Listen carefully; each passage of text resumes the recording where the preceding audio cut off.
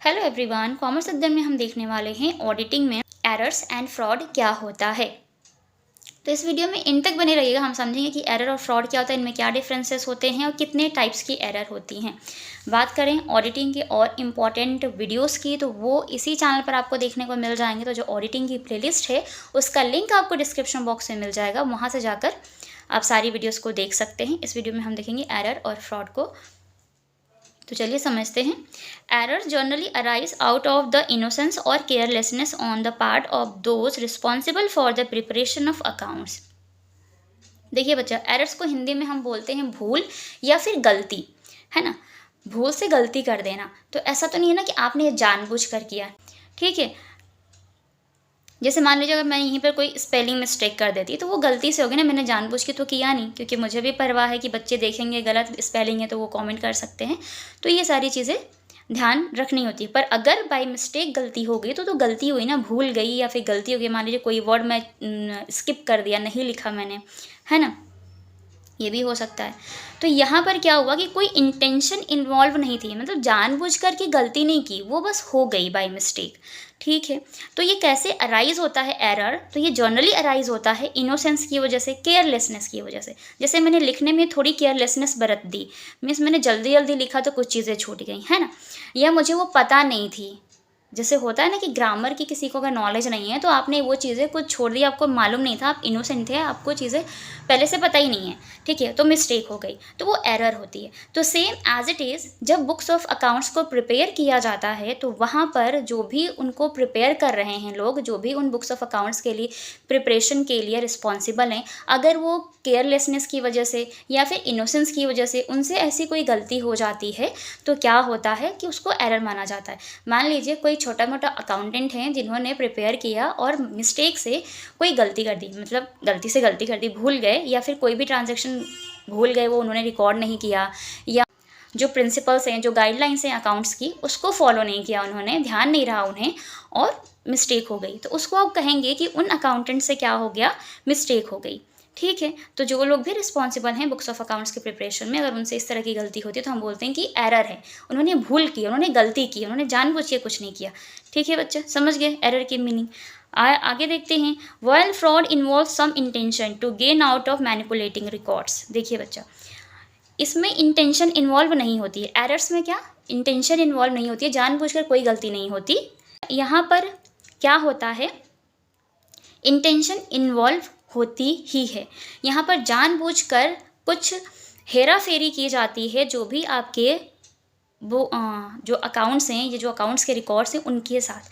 Manipulating का मतलब होता है हेरा फेरी करना या उधर उधर कर देना, जो भी रिकॉर्ड्स या वाउचर्स हैं जो बुक्स ऑफ अकाउंट से रिलेटेड हैं उनके साथ छेड़खानी कर देना, ताकि चीज़ों को गलत बताया जा सके, या फिर कुछ भी हो सकता है। इनका यहाँ पर एक और चीज़ ऑब्जेक्टिव्स होता है, पहले से डिसाइडेड ऑब्जेक्टिव्स होते हैं यहाँ पर, ठीक है। उनकी इंटेंशन इन्वॉल्व होती है कि वो क्यों ये करना चाह रहे हैं, फ्रॉड क्यों कर रहे हैं। फ्रॉड को हिंदी में बोलते हैं बच्चा धोखा।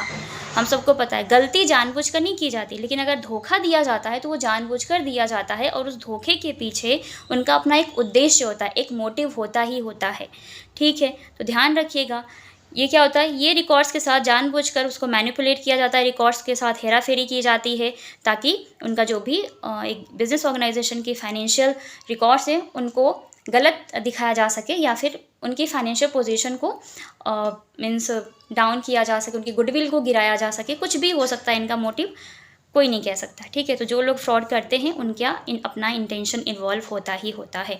एरर्स में ऐसा कुछ नहीं होता। एरर एक गलती होती है, एक भूल होती है जो गलती से हो जाती है। अब हम बात कर लेते हैं बच्चे एरर्स की। अब एरर कितने टाइप की होती है, तो अगर हम बात करें एरर्स की, तो यहाँ पे एरर आप देख सकते हैं 4 टाइप की होती है। पहली आपकी errors of omission. Errors of omission की बात करें यहाँ पर, तो ये होती है आपकी भूल की त्रुटि, है ना।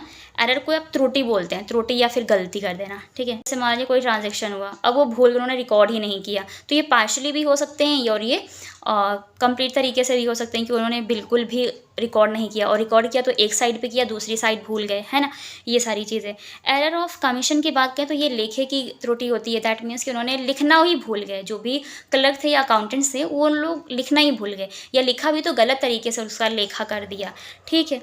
तो ये एरर ऑफ कमीशन हो गया। अब हम बात करेंगे कंपनसेटिंग एरर्स। कंपनसेटिंग एरर क्या होती है बच्चा, कि एक जगह की गलती दूसरी जगह की गलती से क्या हो गई, रिकवर हो गई, कंपनसेट कर दिया उन्होंने उसको, तो वो होती है आपकी कंपनसेटिंग एरर्स। इसको डिटेल में समझेंगे हम नेक्स्ट वीडियो में, हर एक पॉइंट को और क्या इंपैक्ट पड़ता है ट्रायल बैलेंस पे ये भी समझेंगे। फिर है एरर ऑफ प्रिंसिपल्स। हम सबको पता है जब भी बुक्स ऑफ अकाउंट्स को प्रिपेयर किया जाता है तो उसको उन प्रिंसिपल, उन गाइडलाइंस को फॉलो करते ही प्रिपेयर किया जाता है जो पहले से डिसाइडेड हैं, ठीक है। तो अगर इन प्रिंसिपल का किसी भी पर्सन का ढंग से नॉलेज नहीं है, तो अगर जब वो बुक्स ऑफ अकाउंट्स को प्रिपेयर करेंगे तो मिस्टेक तो होगी ही, एरर तो आएगी ही, तो वो होती है एरर ऑफ प्रिंसिपल। इन चारों हुई एरर्स को हम डिटेल में समझेंगे विद एग्जाम्पल, और क्या इम्पैक्ट पड़ता है आपके ट्रायल बैलेंस पे उसको भी समझेंगे, ठीक है। तो आज की वीडियो में इतना ही। यकीन करते इस वीडियो में आपको ये समझ में आ गया होगा कि एरर क्या है, फ्रॉड क्या है। एरर्स दैट मीन्स त्रुटि या फिर गलती, और फ्रॉड मीन्स होता है धोखा।